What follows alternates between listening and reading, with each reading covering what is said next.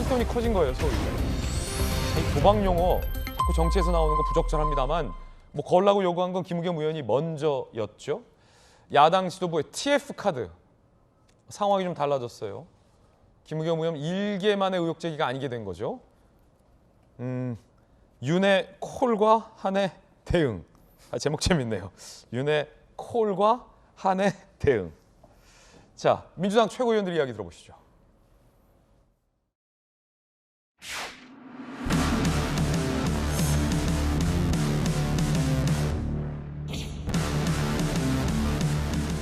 국정감사장을 야바이판으로 만든 한동훈 장관은 사죄하십시오. 윤석열 대통령이 첼로 반주로 동백아가씨를 부르고 한동훈 장관이 윤도현 씨의 노래를 불렀다는 정보도 알 수 있을 정도로 그 신빙성이 매우 높아 보입니다. 과할 정도로 화를 내며 인신공격성 발언을 서슴지 않는 모습이 마치 분노 조절하기 어려운 사람의 모습이었습니다. 국민을 대신하여 제가 다시 묻겠습니다. 한동훈 장관, 윤석열 대통령과 술자리 하셨습니까? 대형 로펌과 술자리 하지 않으셨습니까? 한동훈 장관이 펄쩍 뛰었습니다. 만약에 말입니다. 만약에 사실이 아니라면 얼마나 억울하겠습니까? 그렇죠? 반드시 TF를 구성해서 실체적 진실을 밝히는 것이 바람직하다고 생각합니다. 민주당 최고위원들 공식석상에서 TF 구성하자는 얘기까지 나왔습니다. 자, 그럼 이건 김우겸 의원 일개 의혹 제기가 아니게 된 거죠. 민주당 지도부까지 그 의혹을 들고 나선 겁니다. 상황이 달라졌습니다. 박용진 의원님, 네. 당론입니까? 지도부는 김우겸 의원이 제기한 의혹의 신빙성이 있다고 본 겁니까? 회의 결과로 TF를 구성하거나 김우겸 의원이 제기한 진실이 맞다 이렇게 그 결론 내린 것이 아니라 모두 발언 형식, 그래서 본인이 직접 책임지고 최고위원들이 돌아가면서 한 말씀씩 하시는 그 시간대에 저희 얘기를 하셨으니까 그 책임은 당 지도부 전체가 아니라 그 발언을 하신 분들이 지시는 것이라고 보고요. 장경태, 박찬대 두 의원이 책임을 져야 된다. 예, 그러니까 만일에 여러분 생각을 해보십시오. 정말로 대통령이 그 장관과 함께 로펌 변호사들과 함께 이렇게 모여서 한밤중에 술을 마시고 이렇게 했다 그러면 아주 부적절하죠. 우리 이런 문제에 대해서는 당연히 국민적인 비판과 규탄이 있어야 되겠죠. 그러나 그거는 사실을 전제로 했을 때 이야기입니다. 근데 그렇지 않다고 하고 그걸 그 객관적으로 드러낼 수 있는 것이 없다고 할 때는 조심스럽게 접근해야 될 문제가 아니겠습니까? 그래서 아마 당 지도부가 이 부분에 대해서 그 당론으로 이 문제를 당이 이렇게 받아안고 가는 방식은 아닐 거라고 생각을 하고요. 저도 거기에는 신중하고 조심스럽게 접근해야 된다고 생각을 합니다. 지금 우리 당이 TF를 구성해야 한다 그러면 이른바 레고랜드발, 다시 말해서 김진태 강원도지사발 경제 위기, 지금도 우리 신문의 일면을 다 장식하고 있는 것들은 자금 시장의 경색입니다. 이로 인해서 증권사, 금융사들이 무너질 위기, 건설사들이 무너질 위기, 우리 경제가 그야말로 수렁에 빠질 위기에 있는 이 상황에 대한 TF를 민주당이 만들어서 책임 있게 가는 것이지 지금 이렇게 그 한간에 떠도는 근거 없는 이야기들이 나왔는데 그 부분과 관련해서 이게 사실인 것으로 확정하지도 않은 채로 이야기하는 것은 아니라고 생각합니다. 민주당이 최고위 회의에서 저런 언급이 나오는 것 자체가 부적절해 보인다. 저는 별로 동의되지 않습니다. 보다 좀 진중하고 또 신중하게 이 문제를 다루고 접근해 주시길 기대하고, 더불어민주당 169석에게 국민들이 기대하는 건 경제 위기, 민생의 위기, 외교의 위기, 이 부분에 대해서 능수능란하고 지혜로운 민주당의 모습을 기대하고 계실 거라고 생각합니다. 박용진 의원님의 마지막 말에 다양한 말씀들이 담아 있는 것 같습니다. 이양수 의원님, 옛날에 최고위 때 보면 가끔 삑삑 이상한 말씀 하시는 분들이 있었어요. 그럴 때는 옆에서 이제 옛날에는 총수도 있었고 총재도 있었고 아니면 최고위 중에서 높은 선배 최고위원들이 그거는 지금 기자들도 계시고 마이크도 켜져 있으니까 이거 끝나고 얘기하십시다. 이 의원 그런 말 하는 건 굉장히 좀 오해 소지가 있어요. 이렇게 누가 옆에서 제지를 해줘요. 당대표께서 하기 좀 그러시며 옆에 있는 당대표 양쪽에 있는 분들의 역할이 그런 거예요. 옆에서 박 의원 이 자리에서 할 말은 아니지. 기자분들도 계신데 자 기자분들 나가세요. 옛날에 이거 했는데 지금 장경태 최고와 박찬대 최고위원이 길게 김의겸 의원의 이른바 동백꽃 아가씨 의혹을 TF를 꾸려야 한다는 얘기를 하는 그 긴 시간 동안 누구도 제지하지 않은 걸로 보이는데 그 대목을 좀 누구도 제지하지 않았다. 요 장면을 저는 되게 포인트를 흥미롭게 봤는데 어떻게 보십니까? 예, 아주 진짜 아주 우리 김지인 앵커께서 기자적 시각으로 예. 요즘 달라진 여의도 그 세태라 그럴까요? 그런 걸 정확하게 지금 읽으셨는데 지금 여든 야든 그 너무 정치가 요즘 돌발적이고 또 그다음에 사려 깊지 못하고 협의하지 않고 그냥 본인 주관대로 이렇게 가는 경향이 좀 많은 것 같아요. 네.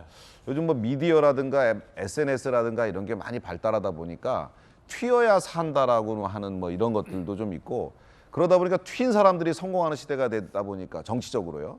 그러다 보니까 자기 주장을 철회하지 않고 그 좀 약간 그 뭐 선배나 좀 이런 높은 분들이 제지하고 뭐 그래도 응하지를 않습니다. 그러니까 지금 그래요? 제지가 먹히지 않으니까 저런 거를 그냥 하는 거고 또 저 상황에서 그 두 최고한테 누군가가 뭐 제지한다고 해서요. 왜 내 말 막냐고 오히려 저 응수를 하지 듣지 않는 그런 어떤 그런 분위기가 조성이 됐어요. 좀 의회라는 곳은 굉장히 협의하고 합의하고 타협하는 곳인데 이젠 각자의 생각을 여과 없이 각자가 그냥 예. 주장하고 그걸로 뭐 성공도 하고 실패도 하는 그런 세상이 되다 보니까 그런 것 같은데 이재명 대표는 안타깝습니다. 저 김의겸 의원이 제기한 의혹에 대해서 어떤 생각할까요? 왜냐하면 저 자리에 대표가 원래 최고위에 있는 주제를 하시니까 계신 걸로 보이는데 이 대표가 거의 배석을 하시고 아무런 제지도 안 했다는 것은 박찬대 장경태 의원이 주장했던 것처럼 이 동백꽃 게이트에 TF까지 구성해야 한다라는 의혹이 있어 보인다라는 의견에